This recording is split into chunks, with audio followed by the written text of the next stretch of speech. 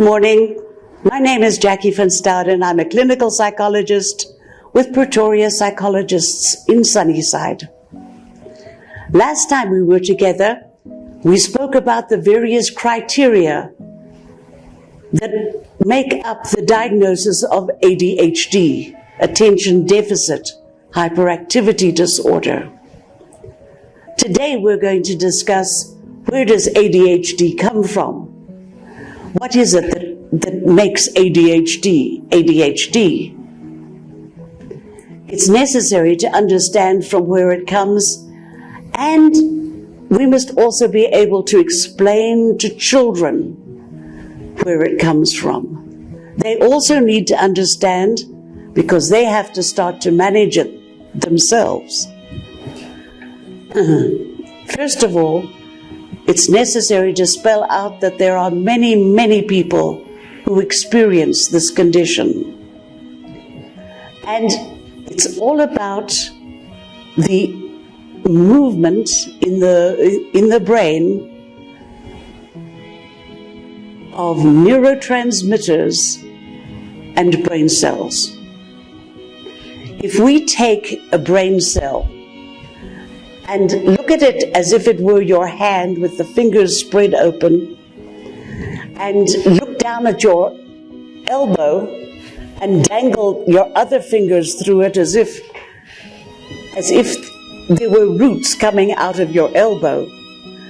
That's what a brain cell looks like, magnified billions of times. And what happens is the brain cell catches with its fingers a neurotransmitter or a message in the gel that it's floating in the brain.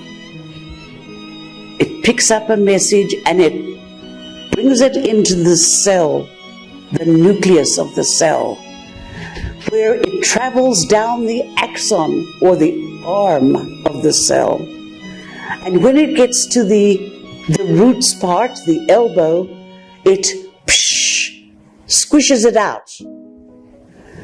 And after it squirts out that neurotransmitter, it sucks it back up again, so that the cell is prepared for the next message. I've got a picture here of a brain cell that is doing exactly that. Have a look. The tail end of the sending neuron releases a small amount of chemicals called neurotransmitters. These chemicals have to cross a tiny gap called a synapse to get to the tip of the receiving neuron. Some neurotransmitters reach special landing pads called receptors. They're like the tips of your fingers.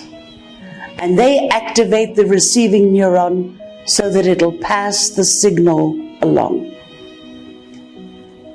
Transporters suck the rest of the neurotransmitters back up into the sending neuron to get the neuron ready to send another signal. But in ADHD, these signals do not arrive where they need to go, either quickly or efficiently. Neurons may not release enough transmitters. Receptors may have trouble catching the neurotransmitters. And the third possibility in terms of faulting is the neurotransmitters could be sucked up instead of activating the next neuron. Because of this disconnect, the signal or information does not pass through the neuron or arrive at its destination. And this is the disruption that is ADHD. And the situation can be improved. ADHD medication can assist with neurotransmission in several ways. It can enhance the release of neurotransmission. It can stimulate the receptors so that they pick up more of the signal. And it can slow down the reuptake so that transmitters have more time to activate the next neuron. So there's 3 actions here: enhancing the release of the neurotransmitters, stimulating the receptors, and slowing down that reuptake so the transmitters have more time to activate the next neuron. ADHD medication can help increase alertness and attention. It can make children less hyperactive. It can improve classroom learning. But it does not work the same for everybody. It is not a cure for ADHD. There is no cure for ADHD. And this is the most important sentence I want you to remember. It can only reduce symptoms while it's active in the body. ADHD medication can only reduce symptoms when the medication is active in the body.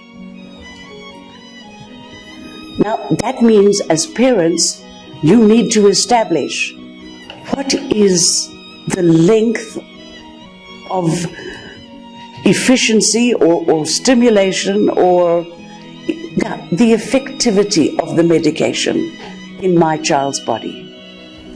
You have to know, if I give it to this child at 7 o'clock in the morning, by 2 o'clock in the afternoon, it's finished. I'm ready to kill him again. It's that sort of thing. As a parent, you have to know for how long the medication is active in your child's body.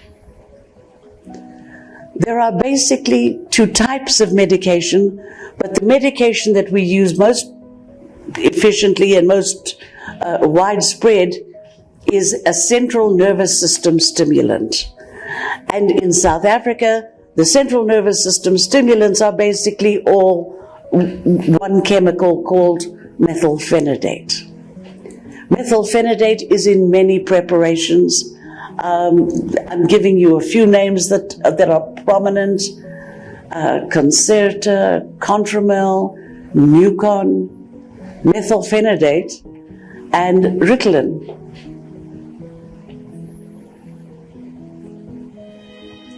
These are the medications that we can't really get away from. Each one of them has its own effect on each child. And it's a question of trial and error. There's no quick, quip or snappy answer to get to the right medication for your child. It's a question of trial and error.